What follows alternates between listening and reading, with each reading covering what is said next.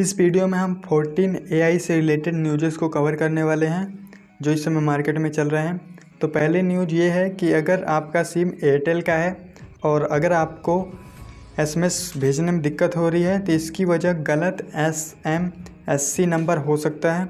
इसे सही करने के लिए आप #4636 डायल करके फ़ोन की मैसेज सेटिंग को जाकर अपडेट कर सकते हैं। इस बदलाव को करने के बाद आप एक बार फिर से फ़ोन को जाके चालू करेंगे तो आपकी मैसेज जो सेवा है वो चालू हो जाएगी। अगर इसको करने के बाद भी आपको दिक्कत हो रही है तो आप नेटवर्क को रीसेट करके फिर से कर सकते हैं, या फिर आपको ज़्यादा ही प्रॉब्लम हो रही है तो आप एक बार कस्टमर केयर से बात कर सकते हैं।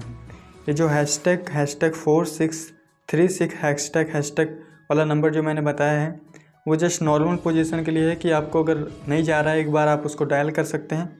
अगर आपको जाने लगता है तो ठीक है, नहीं जा रहा है तो आप कस्टमर केयर से बात कर सकते हैं। सेकंड न्यूज़ की बात करें तो टेस्ला अप्रैल 2025 तक भारत में अपनी इलेक्ट्रॉनिक कारें बेचने की शुरुआत करेगी, जिसमें पहले कुछ मॉडल जर्मनी के बर्लिन प्लांट से आएंगे।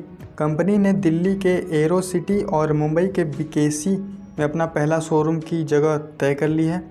टेस्ला के टेक्नीशियन, ग्राहक सेवा प्रबंधक और डिलीवरी विशेषज्ञ जैसे पदों के लिए भर्ती स्टार्ट हो चुकी है।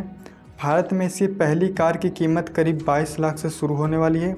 सरकार ने महंगी कारों पर लगाने वाले आयात टैक्स को 125% से घटाकर 70% कर दी है, जिससे टेस्ला को आना और भी आसान हो गया है।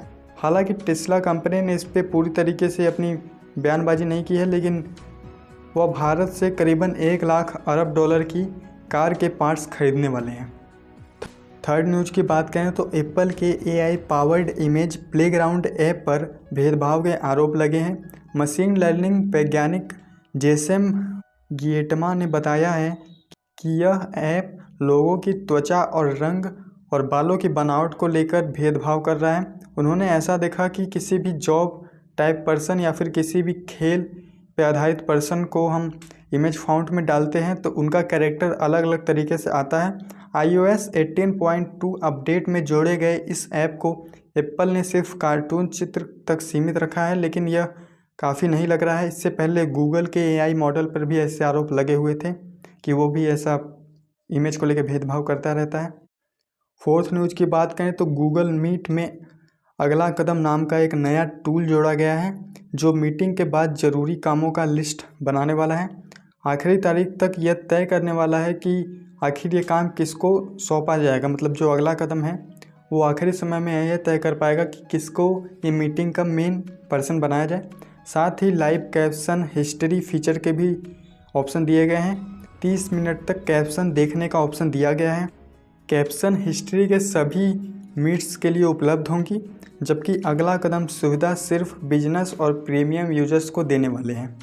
फिफ्थ न्यूज़ की बात करें तो NetEase ने मार्वल प्रतिद्वंदियों को बनाने वाली टीम को खेल के हिट होने के बाद भी हटा दिया है।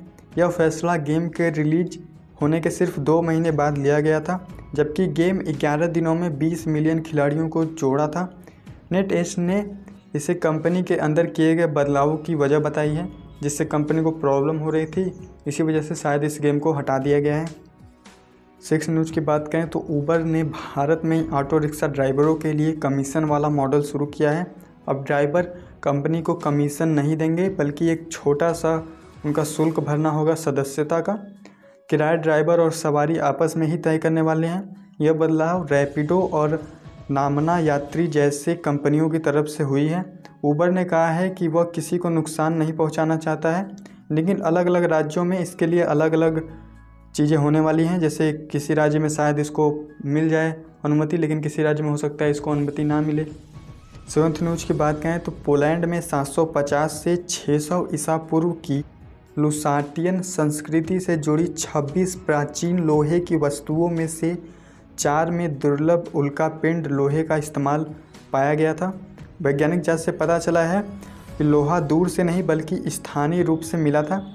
इसमें ज़्यादा निकेल था, जिससे यह खास दिखाता है कि शायद शुरुआती डिजाइन वाले लोहे के काम के उपकरण हो सकते हैं। 8 न्यूज़ की बात करें तो पूर्व OpenAI CTO मीरा मुराती ने थिंकिंग मशीन लैब नाम से एक नया AI स्टार्टअप शुरू किया है। जिसमें ओपन एआई, मेटा, मिस्ट्रल के 30 से ज़्यादा एक्सपर्ट शामिल होने वाले हैं, जिसमें कि 2 तिहाई टीम ओपन एआई के पुराने कर्मचारियों की होने वाली है।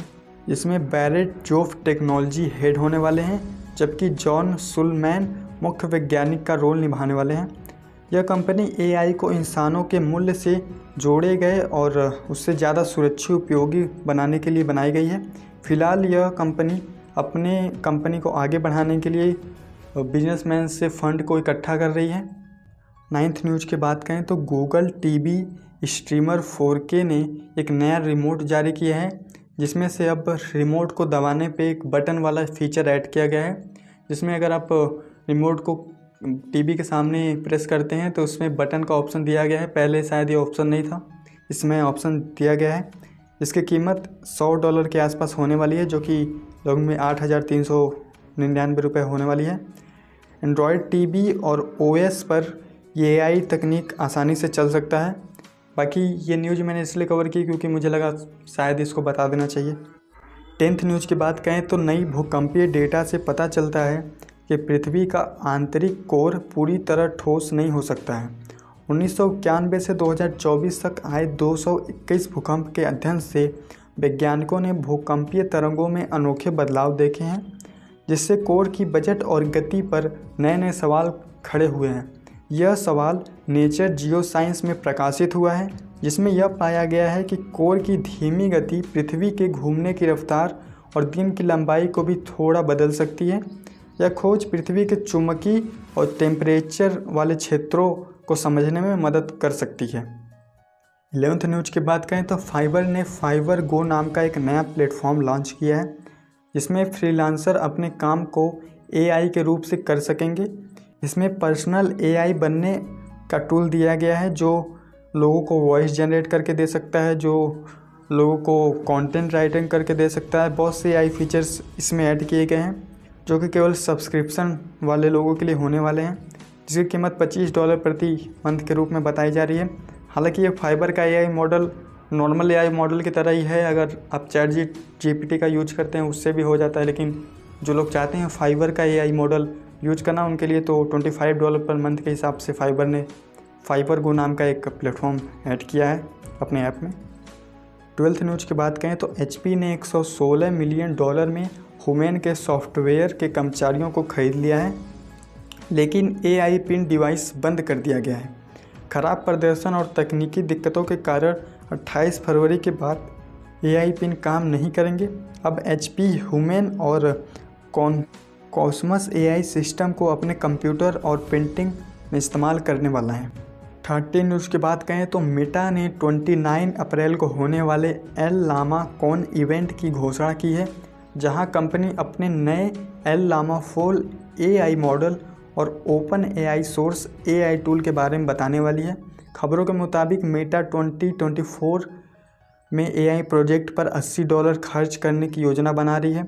इसके अलावा कंपनी का सालाना इवेंट मेटा कॉनेक्ट 17 से 18 सितंबर को होने वाला है, जिसमें मेटावर्स, वर्चुअल रियलिटी और AI ग्लास से रिलेटेड बहुत सी चर्चाएं होने वाली हैं।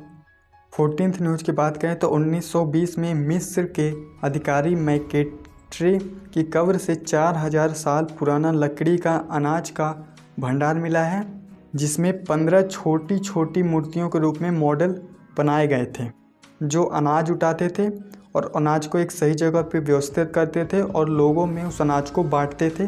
ऐसा चित्र में दिखाया गया है।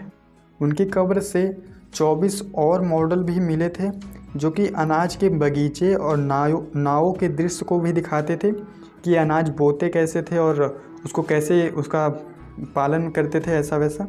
इस तरह की ऐतिहासिक चीज़ों को न्यूयॉर्क के मेट्रोपोलिटन म्यूजियम में संभाल के रखा जाता है। तो आज के लिए बस इतना ही न्यूज़ था।